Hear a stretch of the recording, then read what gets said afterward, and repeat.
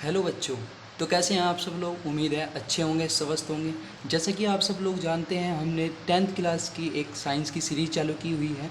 इससे पहले मैं 2 वीडियोस गिर चुका हूं, जिसमें हमने एक में इंट्रोडक्शन और एक में हमने एक टॉपिक पढ़ाया था जिसका नाम था रासायनिक अभिक्रियाएं। उसके बाद मैं आपके सामने लेकर आया हूँ तीसरा टॉपिक, जो कि है संतुलित रासायनिक समीकरण, अर्थात रासायनिक अभिक्रियाओं को संतुलित करना। ये एक महत्वपूर्ण टॉपिक है जो पेपर के किसी भी पेपर, मतलब जैसे कि आप 10th का एग्ज़ाम की प्रिपरेशन कर रहे हो, तो 10th के पेपर में इसका 2 नंबर का क्वेश्चन आने का एक संभव चांस होता है। ठीक है, तो बिना टाइम वेस्ट करते हुए हम आपके सामने वीडियोज़ को चालू करते हैं, देखते हैं। Welcome to my YouTube channel study room 2.0। तो बिना टाइम वेस्ट करते हुए हम अपने टॉपिक पर आते हैं। संतुलित रासायनिक समीकरण। द्रव्य के अविनाशिता के नियम के अनुसार किसी रासायनिक अभिक्रिया में अभिकारकों तथा उत्पादों में परिवर्तन के फलस्वरूप न तो कोई परमाणु नष्ट होता है और न ही कोई परमाणु निर्मित होता है।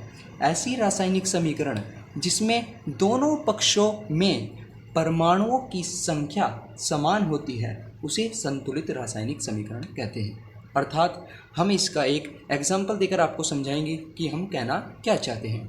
जैसे कि हम एग्जाम्पल लेते हैं मैग्नीशियम यानी Mg प्लस ऑक्सीजन O। ये हमारी रासायनिक अभिक्रिया करा दी गई। क्या बन गया? MgO। यदि हम 2 अणु मैग्नीशियम के और 2 ही अणु ऑक्सीजन के लेते हैं तो उत्पाद में हमें 2MgO प्राप्त होता है, जिसे हम क्या बोलते हैं? Magnesium oxide. Magnesium oxide.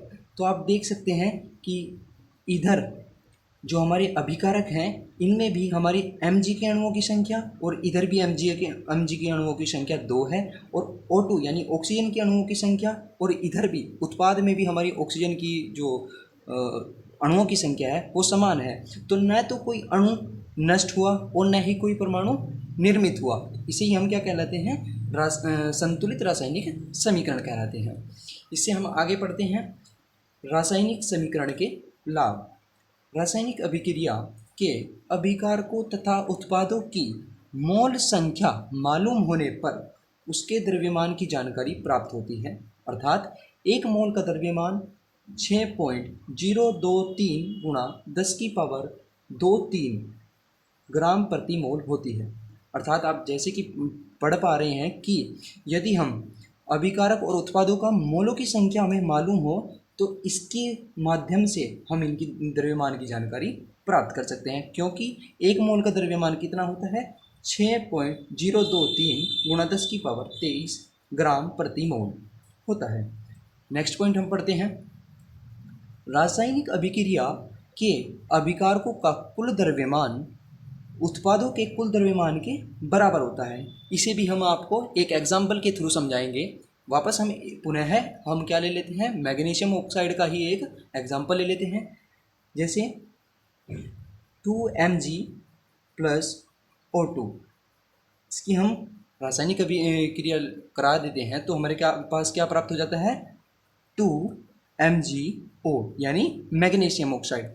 आप देख सकते हैं Mg का जो परमाणु भार होता है कितना होता है? 24। और जैसे ही हम इसे 2 अणु हैं तो हम 2 से मल्टीप्लाई कर देंगे। ऑक्सीजन का अणुभार कितना होता है? 16। जैसे ही हम इसके सामने 2 अणु हैं तो हम इसकी क्या करते हैं? 2 से ही गुणा कर देते हैं। तो हमारे पास क्या आता है? बीच में प्लस का साइन है तो हम भी प्लस का साइन लगा देंगे। 24 दूनी क्या होता है? 48 होता है। ठीक है, उसके बाद 16 दूनी 32 होता है। तो इसका हम कुल द्रव्यमान कितना निकलता है? ये हमारा हो गया 80। ठीक है, ये हमारा अभिकारकों का द्रव्यमान हो गया। अब हम यहाँ क्या निकालेंगे? हम निकालेंगे उत्पाद का। देखिए मैग्नीशियम का कितना होता है? 24, और ऑक्सीजन का कितना होता है हमारा? 16, और साथ में हमारे 2 अणुओं मैग्नीशियम के भी हैं और ऑक्सीजन के भी हैं। तो मैग्नीशियम के साथ भी और ऑक्सीजन के साथ भी जैसे ही हम इसकी मल्टीप्लाई करते हैं तो सेम जो हमने पीछे लिखा था वही आ गया। तो जैसे कि 80 इक्वल टू 80 हो चुका है, तो यहाँ पे आप देख सकते हैं कि उत्पादों का द्रव्यमान और अभिकारकों का द्रव्यमान बिल्कुल समान होता है। तो हमारा थर्ड पॉइंट क्या होगा? रासायनिक अभिक्रिया के अभिकारकों तथा उत्पादों के परमाणु तथा अणुओं की संख्या का ज्ञान होता है। किसी पदार्थ का संकेत या सूत्र उस पदार्थ के एक मोल का ज्ञान कराता है। ठीक है, जो हमारे किसी पदार्थ का संकेत है, जैसे मैग्नीशियम का संकेत होता है Mg, ऑक्सीजन का O, सोडियम का Na, क्लोरीन का Cl, तो ऐसे ही ये हमारे क्या करते हैं, हमारे एक मोल का ज्ञान कराते हैं। ठीक है, हम लाभ पढ़ चुके हैं, तो हम पढ़ेंगे अब रासायनिक समीकरण की कमियाँ। तो पहली कमी क्या है? रासायनिक समीकरण अभिक्रिया में होने वाले ऊष्मा परिवर्तन का ज्ञान नहीं होता है। अर्थात जब हम कोई भी रासायनिक अभिक्रिया कराते हैं या रासायनिक समीकरण की जो कराते हैं, तो उसमें क्या होता है, ऊष्मा का ज्ञान नहीं होता है। ऊष्मा कितनी वृद्धि हो जाए या कितनी कमी हो जाए, उसका ज्ञान हमें नहीं होता है। रासायनिक अभिक्रिया उत्क्रमणीय अथवा अनुत्क्रमणीय, उसका मान ज्ञात नहीं होता है। हम बताते हैं आपको उत्क्रमणीय अभिक्रिया क्या होती है। जो उत्क्रमणीय अभिक्रिया उसे कहते हैं, इसका उत्क्रमणीय अभिक्रिया का अगर साइन देखा जाए तो इस प्रकार का होता है। इसका मतलब होता है कि हम अभिकारकों से उत्पाद तो बनाते हैं, परंतु उत्पाद से पुनः हम अभिकारकों का निर्माण कर सकते हैं। ठीक है, अनुत्क्रमणीय का मतलब है, इसका साइन ऐसे होता है। इसका मतलब क्या होता है कि हम अभिकारकों से उत्पाद तो बनाया जा सकता है, परंतु उत्पादों से अभिकारक नहीं बनाए जा सकते। इसका एग्जाम्पल हम आपके सामने लेते हैं। फिलहाल हमने अपने टॉपिक में आते हैं। रासायनिक अभिक्रिया उत्क्रमणीय अथवा अनुत्क्रमणीय, उसका ज्ञान नहीं होता है कि वह उत्क्रमणीय है या अनुत्क्रमणीय है, उसका ज्ञान नहीं होता है। एग्जाम्पल के थ्रू समझेंगे। जैसे हमारे पास है N2 प्लस H3 ले लेते हैं, H3। ठीक है,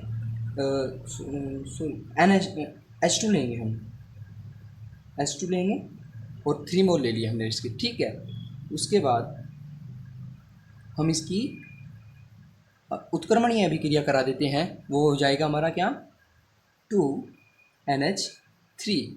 ठीक है, तो यहाँ पे देखते हैं नाइट्रोजन और हाइड्रोजन की जब हम अभिक्रिया कराते हैं तो हमारी क्या बन जाती है, एक उत्क्रमणीय अभिक्रिया बन जाती है। तो हमारे इसका क्या होता है, इसका ज्ञान नहीं हो पाता है। अभिक्रिया में लगने वाले समय का ज्ञान नहीं होता है। अभिक्रिया कितना समय ले ले, इसका ज्ञान हमें नहीं होता है कि वह 2 दिन लेगी, 3 दिन लेगी या पल भर में या क्षण भर में ही पूरी हो जाएगी, तो इसका ज्ञान हमें नहीं होता है। रासायनिक क्रिया की गति का ज्ञान नहीं होता है। भाई रासायनिक अभिक्रिया जो होगी उसकी गति तीव्र है या मंद है, इसका भी ज्ञान हम नहीं लगा सकते। ठीक है ना, इसका अनुमान हम नहीं लगा सकते। अब देखिए, आप देख सकते हैं कि हमने कुछ क्वेश्चंस नीचे लिखे हुए हैं।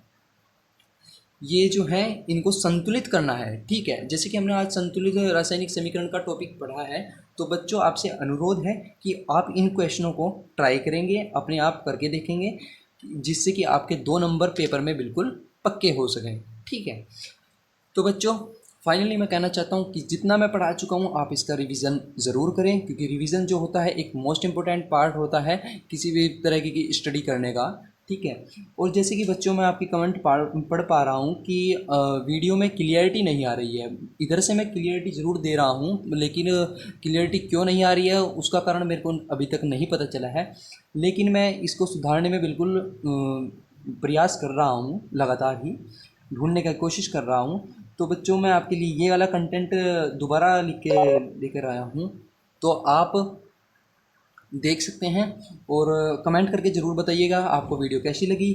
चैनल को सब्सक्राइब करना ना भूलें, शेयर करना ना भूलें और प्यार देते रहिए, प्यार बनाते रहिए। जय हिंद, जय भारत।